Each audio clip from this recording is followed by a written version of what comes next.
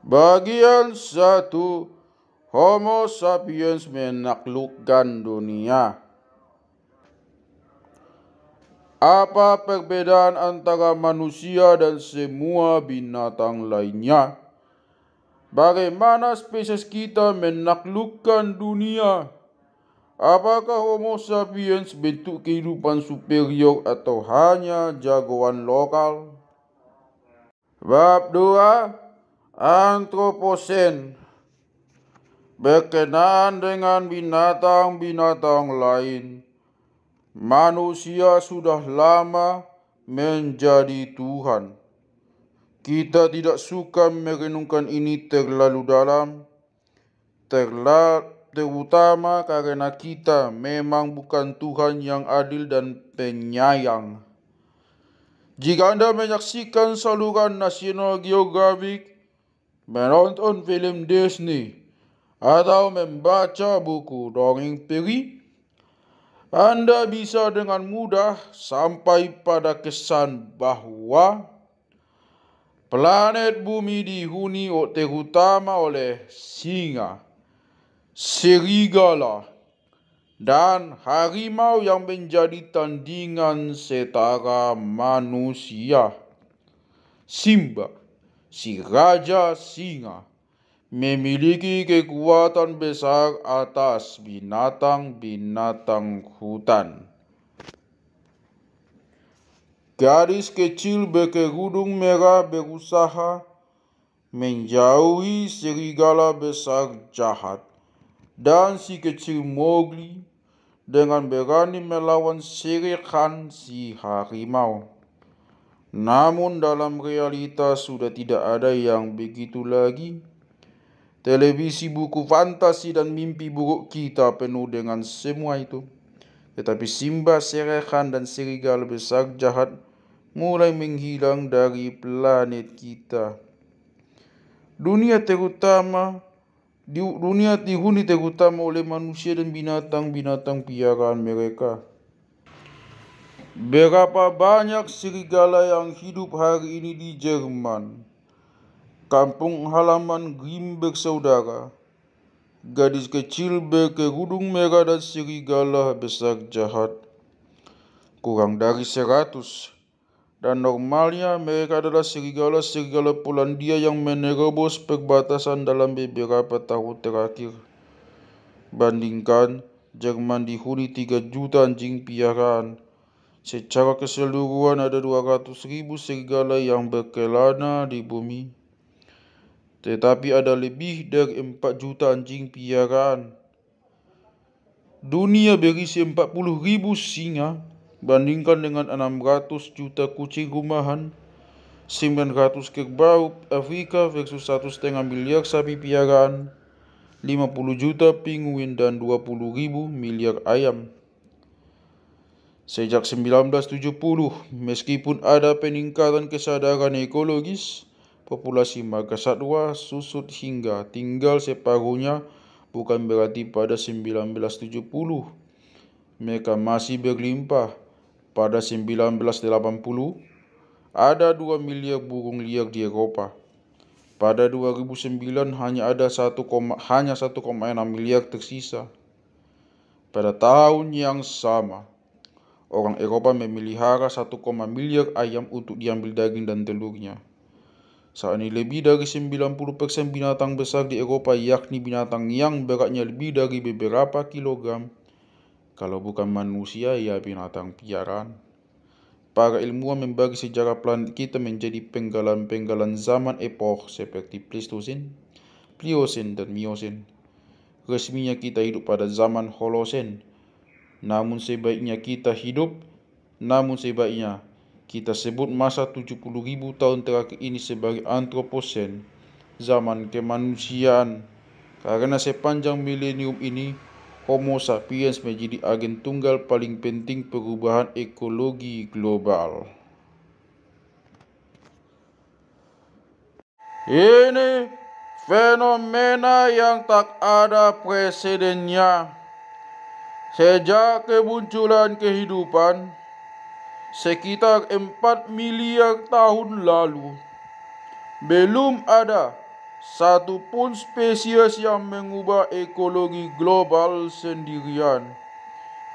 Meskipun sudah banyak revolusi ekologis dan peristiwa-peristiwa kepunahan massal, pemicunya bukan aksi kadal istimewa, kelelawar atau janur, melainkan ulah kekuatan-kekuatan alam dahsyat, seperti perubahan iklim, gerakan lempeng tektonik, letupan gunung berapi, dan tabrakan asteroid.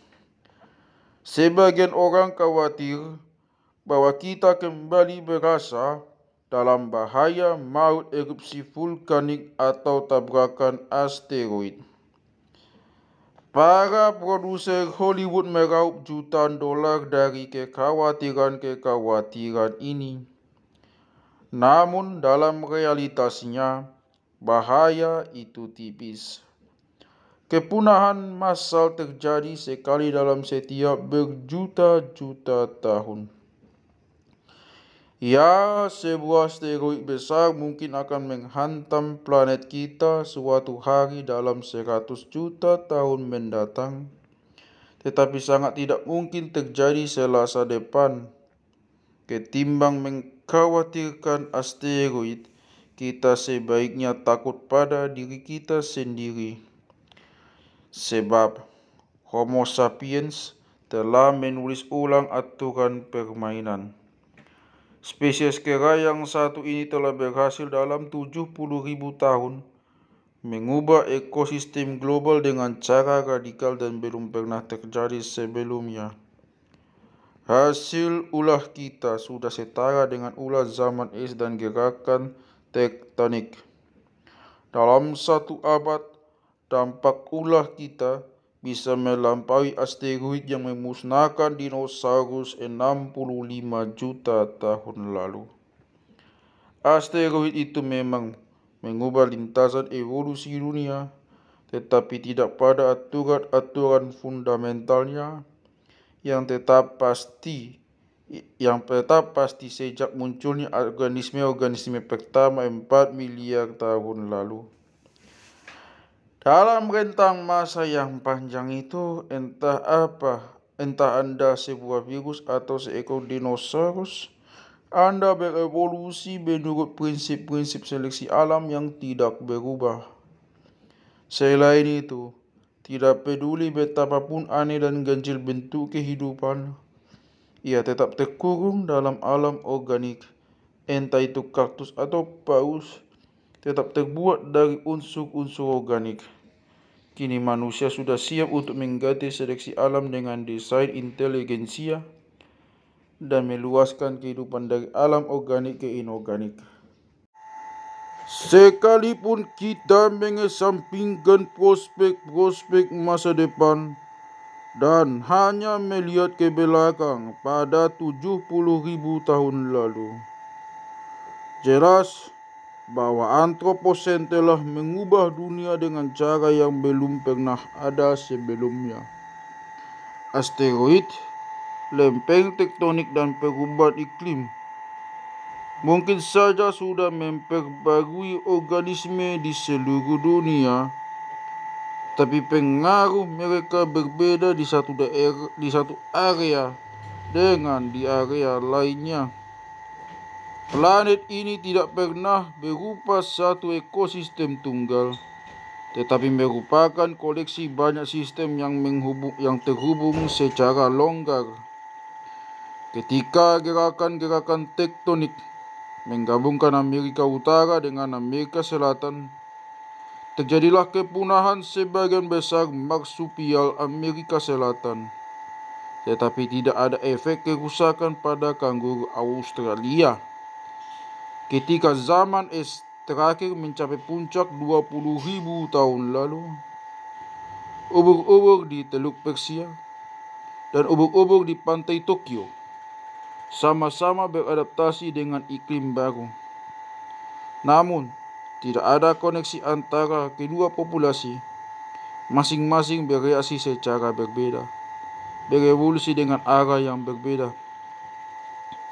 Sebaliknya, sapiens menerjang pembatas-pembatas yang memisahkan dunia menjadi zona-zona ekologis independen. Dalam Antroposen, untuk kali pertama, planet bumi menjadi satu kesatuan ekologis tunggal. Australia, Eropa, dan Amerika tetap memiliki iklim dan topografi yang berbeda, tetapi manusia menyebabkan organisme dari seluruh dunia bercampur secara reguler, tanpa terkendala jarak dan geografi. Apa yang bermula dari percikan lintasan perahu-perahu kayu telah berubah menjadi semburan pesawat udara, tanker minyak, dan kapal-kapal kargo besar yang hilir mudik di semua samudra dan mengikat setiap pulau dan benua. Akibatnya, katakanlah ekologi Australia tidak bisa lagi dipahami tanpa memperhitungkan mamalia Eropa atau mikroorganisme Amerika yang membanjiri pantai-pantai dan gurun-gurun.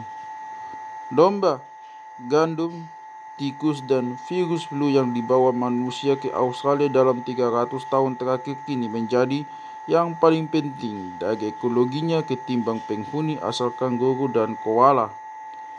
Tetapi Antroposen bukanlah fenomena baru dalam beberapa abad terakhir. Sudah puluhan ribu tahun lalu ketika para leluhur kita pada zaman batu menyebar dari Afrika Timur ke 4 sudut bumi. Mereka mengubah flora dan fauna setiap benua dan pulau tempat mereka menetap. Mereka mendorong kepunahan semua spesies manusia lainnya di dunia. 90% binatang besar Australia, 75% mamalia besar Afrika, dan sekitar 50% dari semua mamalia darat besar di planet ini. Dan seluruhnya sebelum mereka menanam gandum pertama, membuat alat logam pertama, menulis teks pertama, atau membuat koin pertama. Binatang-binatang besar merupakan korban utama karena mereka relatif sedikit dan lambat berbiak.